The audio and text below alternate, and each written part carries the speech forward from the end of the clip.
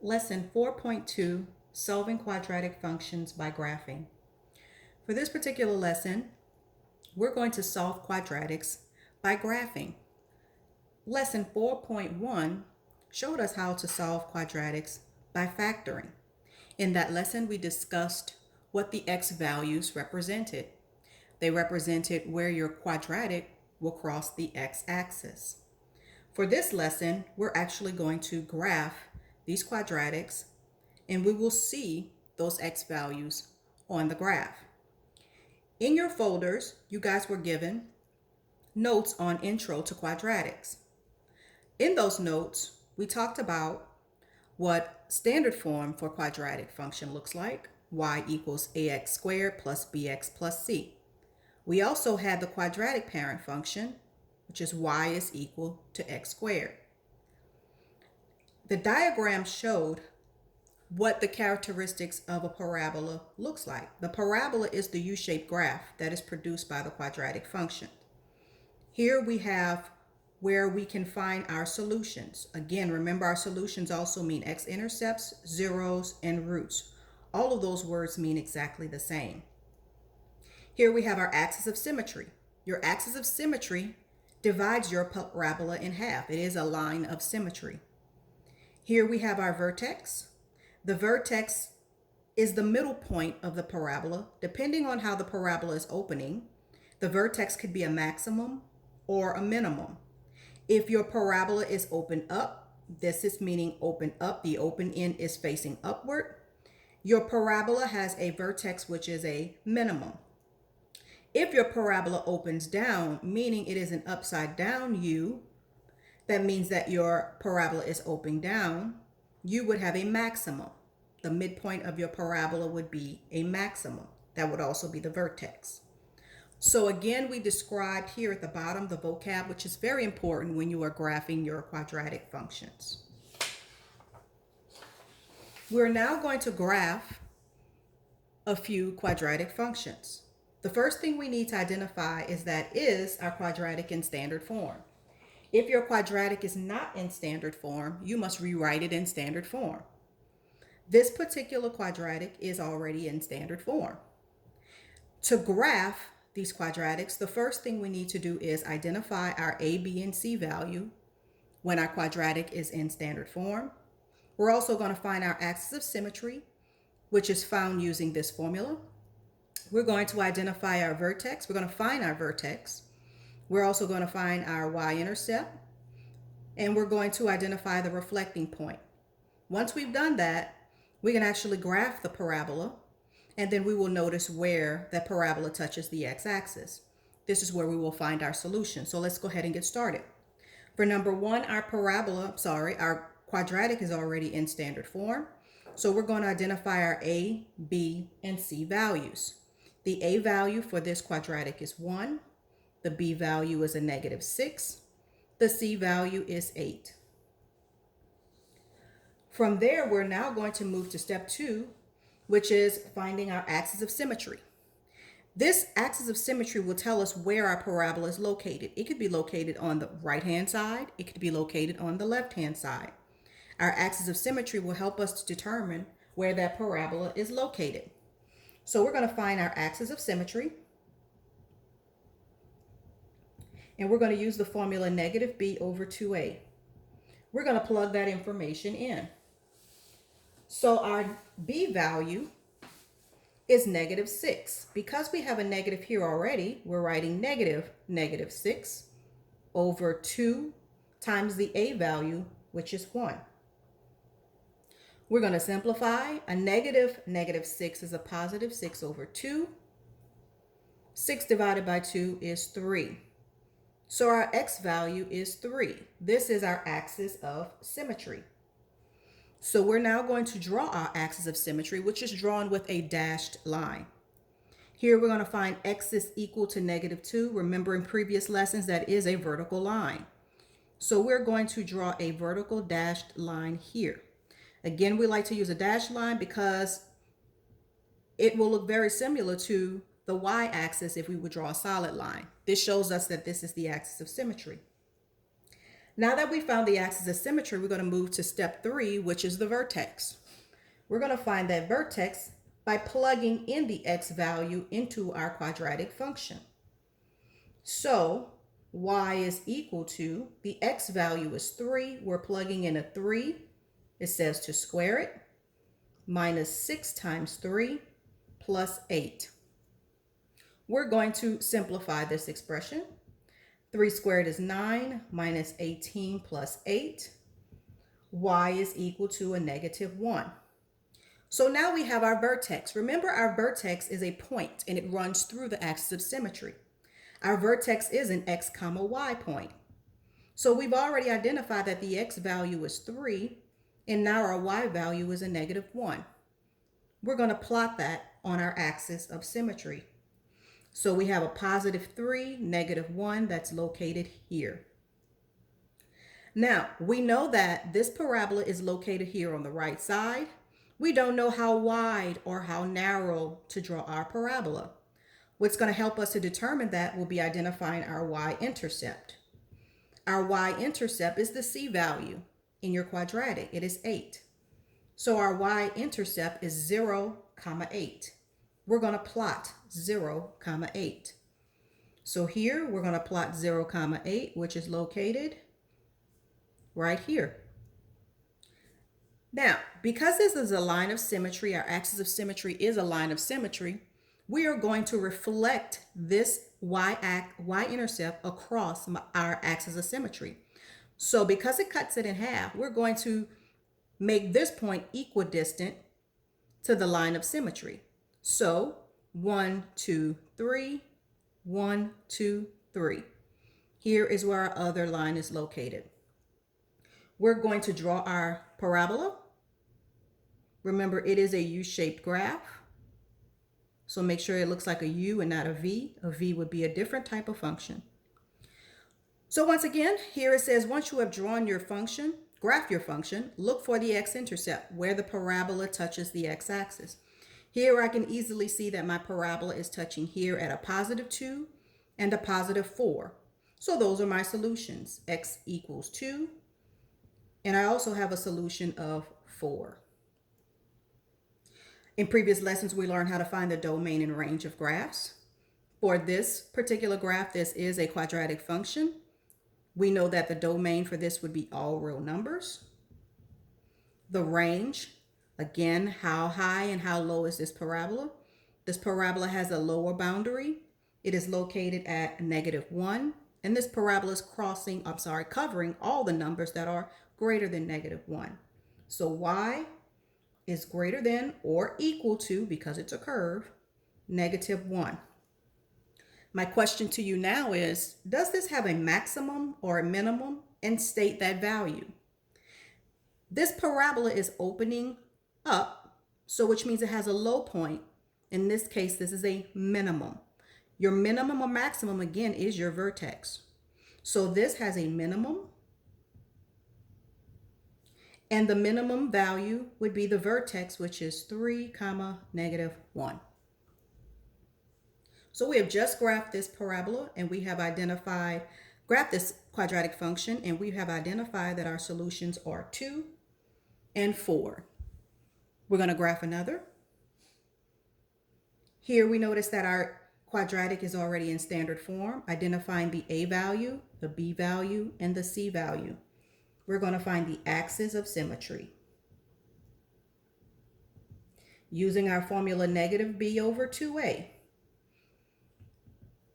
The b value is a -4, so that's -4 divided by 2 times a -2. The a value is -2. That's 4 over -4, +1. So we have an axis of symmetry will be a +1. So on our graph, we're going to graph our axis of symmetry at that's a -1, -1. So here we're going to graph that at a -1. Okay. Again, this is a -1. Now we're going to find the vertex. Our vertex will be the y value when we plug x in. which is -1, into our quadratic. So -2 times a -1 squared minus 4 times -1 minus 2. -1 squared is a +1, so that's -2 times a +1 plus 4 minus 2. Here we will have a -2. This will be a +2 here. Y is 0. So we have a vertex of -1, 0. So we're going to plot -1, 0, which is located here. From there, we're now going to find our y-intercept. Our y-intercept is a -2. So 0, -2 is my y-intercept. Plotting that here, 1, 2. And reflecting that across the axis of symmetry. 1 unit away, 1 unit away. Opening downward. If you notice, negative quadratics will produce a parabola that opens down. Positive will produce a parabola that opens up. So now all I have to do is identify what is my solution. Notice that this parabola only crosses the x-axis at one point here at -1. So for this one, I only have one solution, which is a -1. The domain, all real numbers. The range, y is covering all the numbers that are less than or equal to 0. Because this parabola opens down, it has a high point. The vertex is a maximum. So we have a maximum. And again, that vertex would be -1, 0. All right, moving on to another.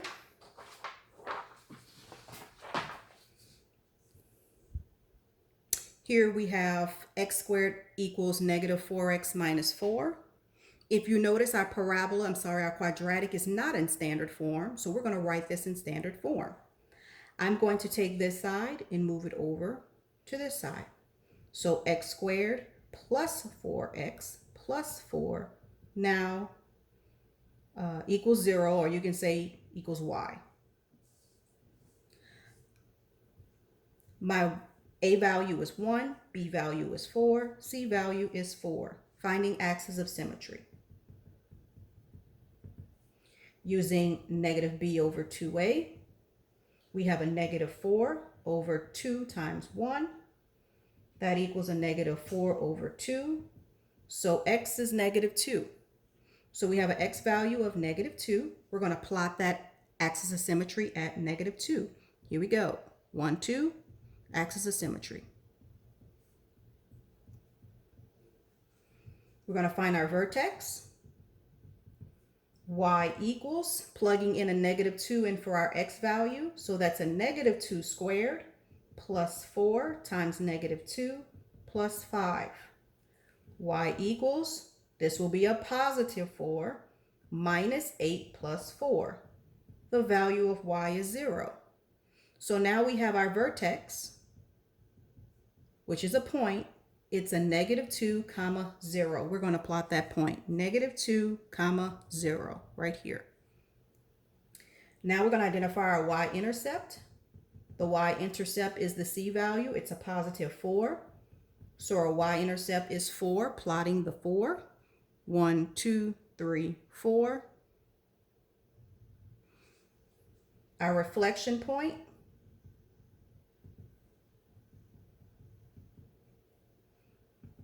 In this case, we're going to reflect 1, 2, 1, 2. Here's our reflection point. That point is at a -4, +4. Now that we have all of our points, we're going to create our parabola. Make sure you extend the lines, putting arrows on the end. Try not to make it a V, more of a U. A V may cause difficulties when you're trying to find your solution. All right, as we can identify here that our solution, we only have one solution. It's crossing the x-axis at -2. So x is -2. This only has one solution. Our domain, all real numbers. Our range is going to be y is greater than or equal to 0, covering all the y values greater than or equal to 0. It is open up, so it has a minimum. And the minimum is the vertex. In this case, it is a -2, 0. Our last problem. Here, if we notice, once again, we do not have this in standard form. So we're going to rewrite this in standard form. So y will equal x squared minus 2x plus 3. Again, bringing this over on this side, the leading coefficient here, making it a positive. Also, this will remain as a negative, and this will move over here to become a positive. So that means our a value is 1, b value is -2, c value is 3. Our axis of symmetry, using x is equal to -b over 2a. That's a -2 over 2 times 1. That's a +2 over 2. So our axis of symmetry is a +1. Drawing our dashed line here. Now we're going to find the vertex, plugging that 1 into our function. 1 squared minus 2 times 1 plus 3. Y equals 1 minus 2 plus 3. Y is 2. So our vertex here will be a 1, 2. 1, 2 is located here. We're going to write our y-intercept. The y-intercept is the c value, 0, 3. We're going to plot 0, 3 here, and then reflect. That point would be 2, 3. So our reflection point is 2, 3. Creating our parabola. Hopefully you make yours better than I just made this one. All right, if you notice here, our parabola is not touching the axis of symmetry. Not touching the x-axis at all. When it does not touch the x-axis at all, that means we have no solution. Our domain, all real numbers. Our range, y is greater than or equal to 2. Again, here, how low is this parabola going, or this graph? It's at a +2, and it's covering all the numbers that are greater than 2. It is open up. It has a minimum. That minimum value is the vertex, 1, 2. So this is how you graph quadratic functions. Again, just remembering, make sure that your quadratic is in standard form, identifying your a, b, and c, finding your axis of symmetry, then your vertex, the y-intercept, and making your reflection point, creating your parabola. Make sure that you are looking for where that parabola crosses the x-axis. Those are your solutions, your zeros, your roots, your x-intercepts.